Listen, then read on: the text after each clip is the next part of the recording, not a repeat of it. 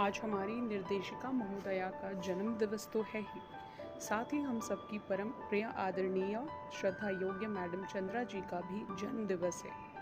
इसलिए यह दिन हम सब के लिए अत्यधिक खास हो जाता है। मैडम का संपूर्ण जीवन दूसरों के लिए आदर्श रहा है। उनके द्वारा दिए गए 4 स हमेशा हमें प्रेरित करते रहेंगे। पहला स है संयम का पालन, दूसरा स है सकारात्मक सोच, तीसरा स है समय का महत्व और चौथा स है संकल्पित जीवन। देश में बढ़ती असहिष्णुता की प्रवृत्ति के प्रति अपनी चिंता व्यक्त करते हुए उन्होंने एक बार कहा था कि छात्रों को संयम का पाठ पढ़ाना आज के समय की बहुत बड़ी आवश्यकता है। देश और समाज में प्रेम, सौहार्द और भाईचारे की स्थापना हेतु हमें संयम, सहिष्णुता, सहनशीलता जैसे मूल्यों को जीवन में अपनाना होगा। आज हमें उनके इस अनमोल वक्तव्य को पुनः दोहराने और जीवन में उतारने की आवश्यकता है। दूसरा स है सकारात्मक सोच। मैडम का कहना था कि चरित्र का निर्माण विचारों से ही होता है। जिस तरह से मनुष्य के विचार होंगे उसी प्रकार वह कर्म करता है और उसका कर्म ही उसके चरित्र का निर्माता होता है।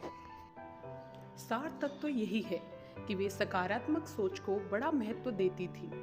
मनुष्य की सोच यदि सकारात्मक होगी तो उसका कर्म भी सकारात्मक होगा और सकारात्मक कर्म करते हुए व्यक्ति सचरित्र का निर्माण करता है।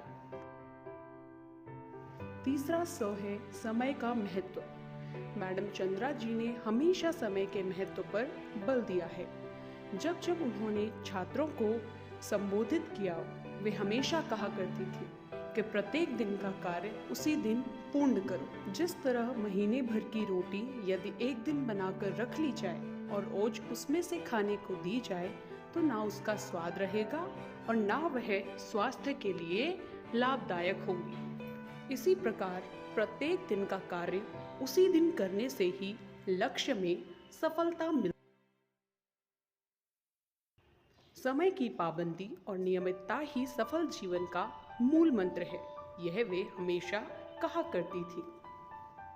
चौथा स है संकल्प। वे हमेशा कहा करती थीं कि जीवन का कोई लक्ष्य होना चाहिए, उस लक्ष्य को पूरा करने के लिए संकल्प करना चाहिए।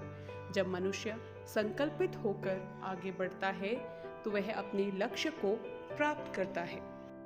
इसलिए उनके जन्म दिवस को यदि हम संकल्प दिवस के रूप में मनाएं तो हमारी उनके प्रति यह सच्ची श्रद्धांजलि होगी। तो आइए हम सब यह संकल्प करें कि हम उनके बताए मार्ग पर चलेंगे और हमेशा ऐसा कार्य करेंगे जिससे हमारे माता पिता, विद्यालय, देश और समाज हम पर गौरवान्वित हो सके।